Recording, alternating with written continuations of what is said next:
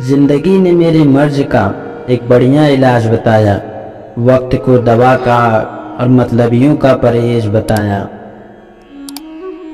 लफ्ज ही होते हैं इंसान का आईना, शक्ल का क्या, वो तो उम्र और हालात के साथ बदल जाते हैं।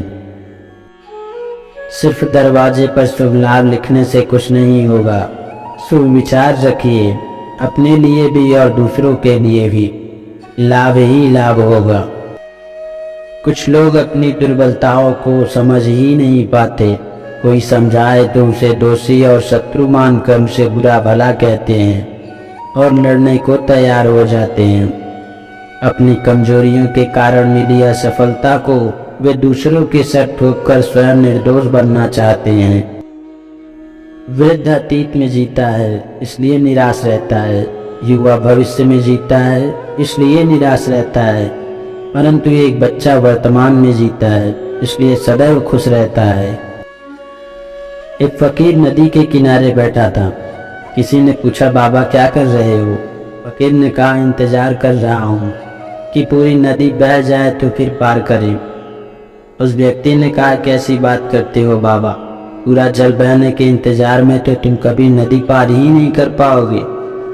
फकीर ने कहा, यही तो मैं तुम लोगों को समझाना चाहता हूँ कि तुम लोग जो सदा ये कहते रहते हो कि एक बार जीवन की जिम्मेदारियाँ पूरी हो जाएं, तो मौज करूँ, घूमूं फिरूं, सबसे मिलूं, सेवा करूं, जैसे नदी का जल कभी खत्म नहीं होगा, हमको इस जल से ही पार जाने का रास्ता बनाना है। इस प्रकार जीवन खत्म हो जाएगा पर जीव के काम कभी खत्म नहीं होंगे। परमात्मा कभी किसी का भाग्य नहीं लिखता। जीवन के हर कदम पर हमारी सोच, हमारा व्यवहार और हमारे कर्म ही हमारा भाग्य लिखते हैं। अच्छाई के पीछे कोई नहीं जाता, बुराई के पीछे सभी जाते हैं। शराब बेचने वाला कहीं नहीं जाता और दूध बेचने वाले को गली गली घूमना पड़ता है।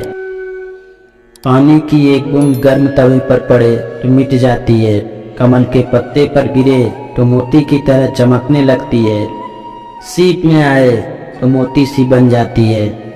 पानी की बूंद तो वही है, बस संगत का फर्क है। कुछ इंसान को कुछ अच्छा समझाने से कोई मतलब नहीं होता, फिर सुनकर भी सिर्फ वही करेंगे जो उन्हें पसंद है। जैसे किसी मेंढक को लाख आप सोने या चांदी के ईंट पर बैठाओ, कूदना उसे नाली में ही है।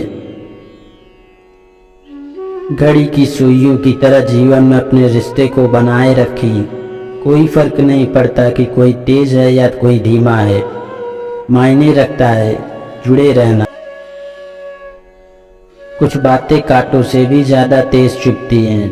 कांटों से मिला घाव तो कुछ दिनों में भर जाता है, पर दिल पर लगी बात जिंदगी भर याद रहती है।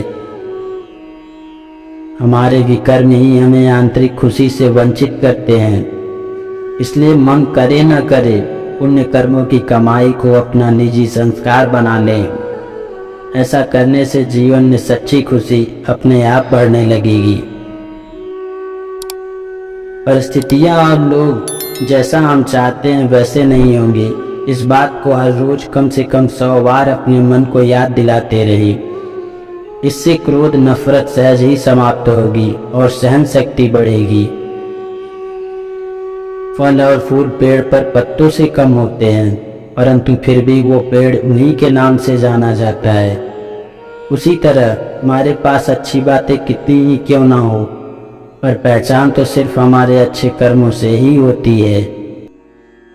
गुणवान व्यक्तियों के संपर्क में रहकर सामान्य व्यक्ति भी गौरव प्राप्त करता है, जैसे कि फूलों की माला में रहकर धागा भी ईश्वर के मस्तक पर स्थान प्राप्त करता है।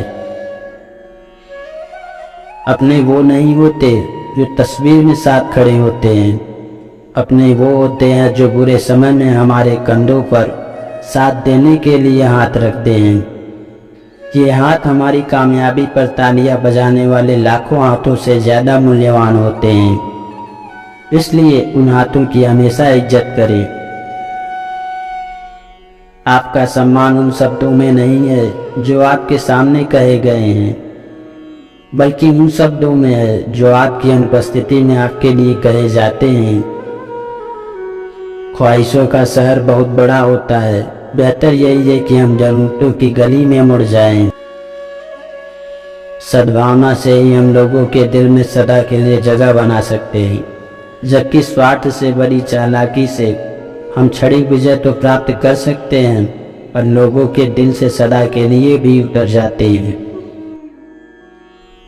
किसी को देखकर या किसी के प्रभाव में आकर अपनी सोच, बोल व कर्म कभी न खराब करें, क्योंकि इनसे ही हम अपने भाग्य का निर्माण करते हैं।